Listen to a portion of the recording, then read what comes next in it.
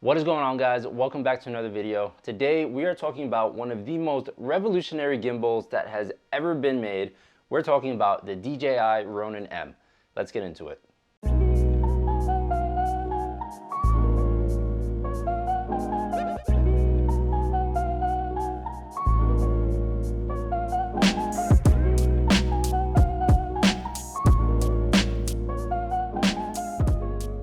So we're gonna take a little trip down memory lane here. I personally have been taking videos since I wanna say late 2015, early 2016 as a profession. Meaning that's when I really wanted to take it to the next level and I wanted to actually get into serious productions. I've always been into filmmaking, I've always been into making videos, but I didn't start taking it seriously until at some point in college. I was like, you know what?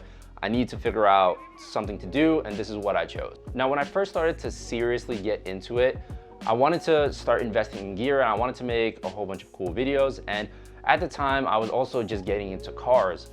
And I was like, you know what, let me start looking into making car videos. How do all these people do it? You know, what do I need? What kind of tools do I need? What kind of cameras?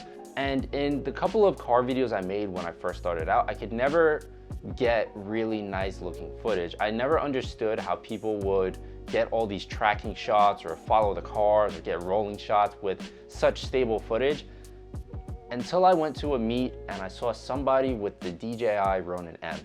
And it was from that point on that I always wanted one. Now, at the time of starting out, it kind of didn't make sense for me to actually purchase one because I was shooting on like a $300 camera. I spent all my money I had at the time to purchase said camera.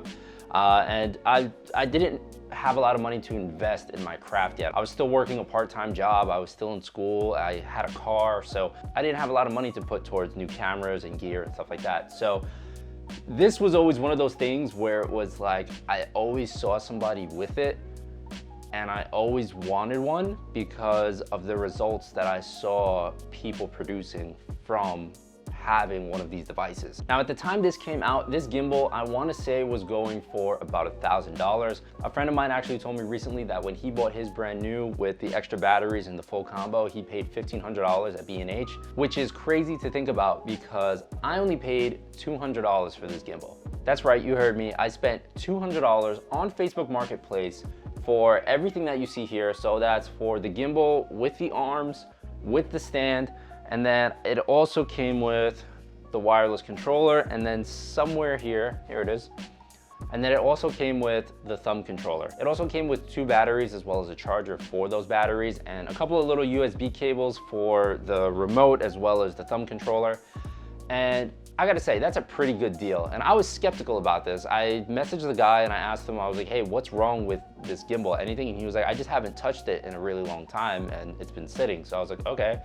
And when I got there, I opened it up, I tested it out, I brought my camera with me to hook it up to the stabilizer and I played around with it to see how it worked and everything seemed to be fine. So I gave him the 200 bucks and I went on my merry way back home with sheer excitement. So you're probably asking why I purchased this gimbal. If you're somebody that watches my channel, if you've been subscribed or if you've seen any of my previous videos, then you probably already know that I have a DJI RS2, which is 2 generations after this gimbal. So I mean, they have the Ronin 2 and they have a whole bunch of other little gimbals here and there, but essentially after this they dropped the Ronin S, which I used to have, and then they also dropped the RS2, which I purchased after having my Ronin S because I wanted to make a car rig and stuff like that.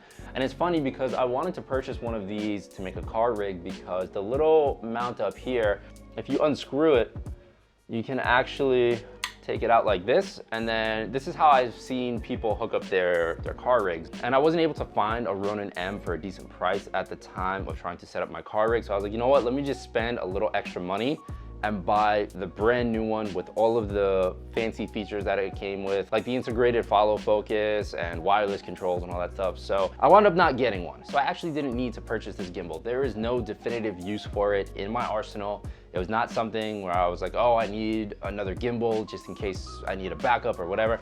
I solely purposed this for the nostalgic purposes. Now, like I said earlier, I've always wanted one of these and I always wanted to experience how it was to film on one of them and to do a big project with it, or to do any kind of project with it really.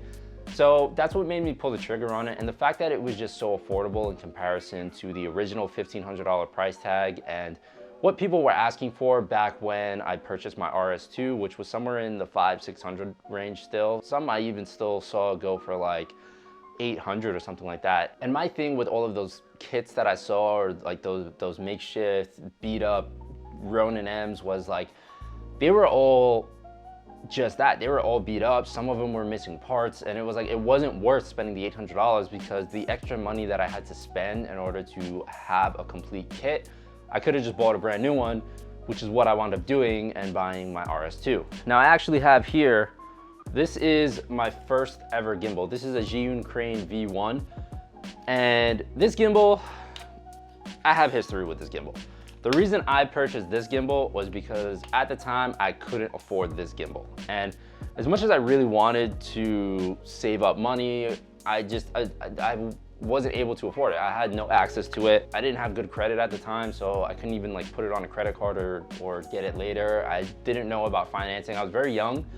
And for me, it was just so inaccessible. So I wound up purchasing this gimbal, and currently it's destroyed. That's because I used and abused this. I've taken it literally all over the world with me. The reason I purchased it was because we were going to Japan, and I wanted to film some cool car stuff. Like, that was the whole reason why we were going to Japan. So I was like, you know what, I'm gonna need a gimbal if we're gonna get cool car shots. So I purchased this, and you know, it did its job, but in comparison to the Ronin M, it was never able to be what I envisioned it to be. Although I did use it for practically every single project that I had from the time I purchased it in, I think maybe like a 2-year lifespan that I had it. I gotta say, looking at it now and like the condition that it's in, and comparing it to something like this or my RS2, this thing is just absolutely beat up. But for the time I had it, it did do the job, and you know, I'm grateful to have purchased it. I think it was maybe like $400 or $500 at the time when I purchased it. And then I also bought, so I actually bought extension arms similar to this, so that way I could kind of make it similar, but it didn't even come with the little feet on here. I had to find these separately, so it's not even like I could put it down or anything like that. It was a disaster. I don't know how I made it work, but I made it work. I'm also gonna have to change my LED soon in the back there. I don't know if you guys see that, but it started blue and now it's green.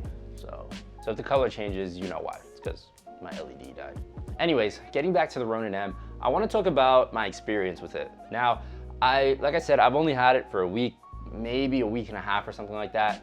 And I took it out to get test footage, and then yesterday, or 2 days ago, sorry, I'm losing track of time. 2 days ago, I actually used it on my first shoot, and this was the main gimbal that I was using. This exact setup you see here, my Sony a7 III, my 24-70 G Master with the Ronin M, was all I was using for the entire day. Now, part of the reason for that was because I wanted to test it out, but another reason for that was because I had my RS2 set up on the film rig, and it was solely meant to be the film rig gimbal for the day. And I was like, you know what, I have this, I may as well use it instead of completely disassembling the rig just so I can use my gimbal to then have to reassemble it when we roll out to do rolling shots. So I figured, you know what, let me use this, let me get some experience with it. And I have to say, my first experience with it, it's a little bit of a learning curve in comparison to my RS2. Now, here is my DJI RS2. In comparison to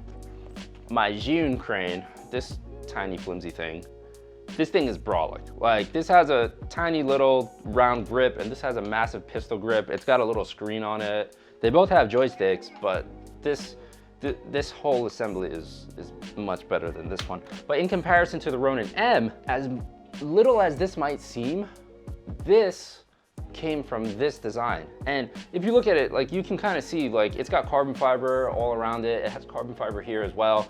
So they really kept with the same kind of sleek design that the original Ronin and Ronin M came with. The Ronin S, I don't know what they did with that. It was just all black. I think it's much cooler that they went this way. It's very light. Especially, I mean, I have the camera on here. This is pretty light too, but once you add the camera and like all these big motors and stuff like that and the battery, it does tend to get a little heavy. User experience wise, going from the RS2 back to a Ronin M, because I never had this, but going back in time to using the Ronin M, It's a little bit different. So a lot of things that I'm used to using with this gimbal, just from having it so long and using it for so many projects, is it already has the joystick on it. So if I'm flying the gimbal and I realize that the axis is a little off or the positioning of the camera is a little bit off, literally all I have to do is just use the joystick back here and it'll automatically adjust for me what I have to do. As this is, there's no buttons on it. I have it set to where I could push it back into place, but it's like for me to push it back into place, I have to go from two hands to then grab the top handle here, to then use the other hand to reposition it, to then make sure I'm still holding this, to then go and hold the other side, and then manage to swing my arm back around to the other side.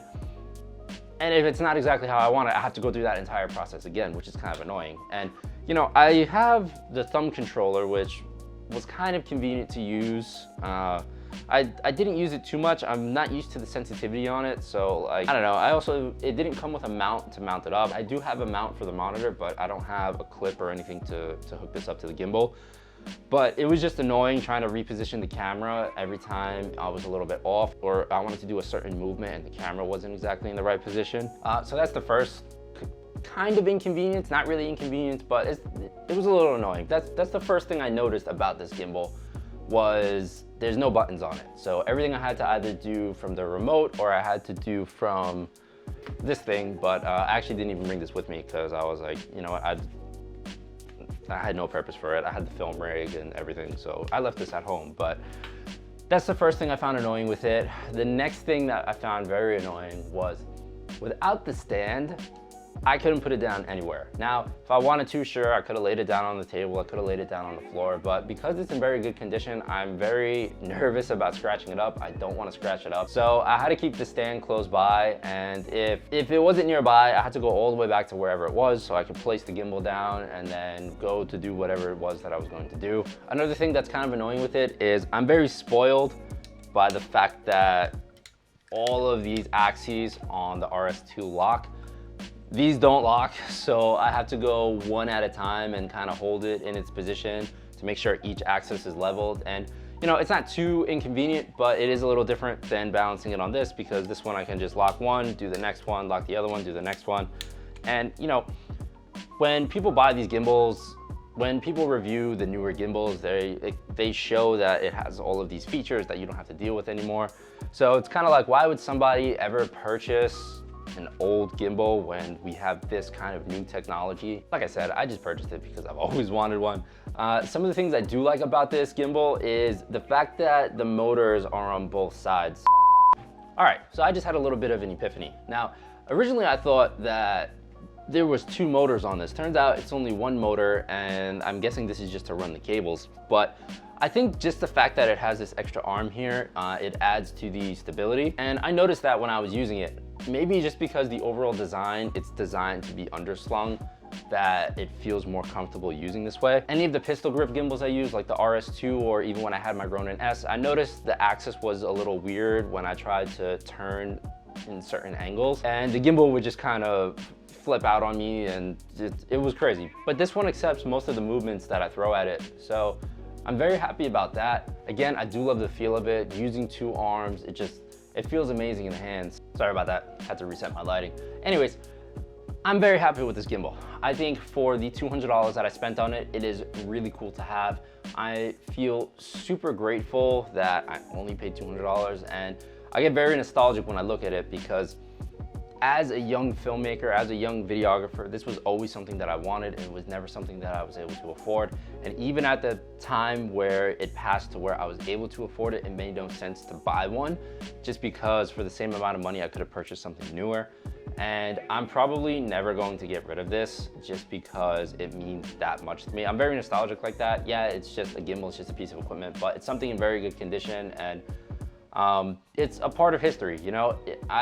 I told a friend of mine that has one of these, I told him, I was like, yo, when I first saw you using that gimbal, I literally was just like in awe of the shots that you were able to get with it. I was amazed at this technology, and I was amazed that somebody was able to access it. I'll probably use it for a few projects just for fun. I might not use it for anything super professionally. One thing I did forget to mention that I did notice with this is it's definitely not as strong as my RS2. I don't know if it's because the balancing was off. I don't know if it's because I didn't have the stiffness or the strength on the motors high enough, but at some point, because maybe it's because I have the G Master on here, at some point the gimbal would just go to sleep. And I think it just has to do with the weight and the balancing, but I'm still gonna play with it. I'll make sure to bring my RS2 with me in case something does happen with this and it decides to stop working. And it's one of those things where, like, even if it does stop working on me, I would love to just have this in case. Like, this looks so crazy how it is. I would love to just have it up in an office somewhere or on a shelf to just look at and be like, wow, that's the Dji Ronin M. That is the legendary gimbal that I used to stare at when I saw other car filmmakers out at car events or at meets and stuff like that. So that's the plan with this gimbal. That's what I'm doing with it. And guys, let me know what you think in the comments below. Does anybody still use the Ronin M? I know a handful of well-known automotive videographers that still use Ronins, Ronin Ms, and it's pretty cool to see that they've had them all these years, because they're people that I used to watch and I used to look at them creating content and be like, damn, that's so freaking cool. I want one of those gimbals. And even though I have my own RS2 and I have a whole bunch of other equipment and gear that helps me take better shots, this will always have a special place in my heart just because of the motivation it gave me to go out and create more.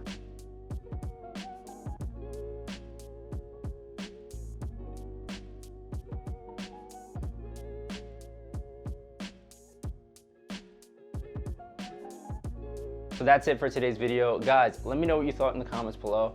If anybody has one of these, DM me on Instagram. I would love to see what kind of rig setups you have for it. Let me know in the comments. Don't forget to like, share, and subscribe, because all of that does help and I greatly appreciate it.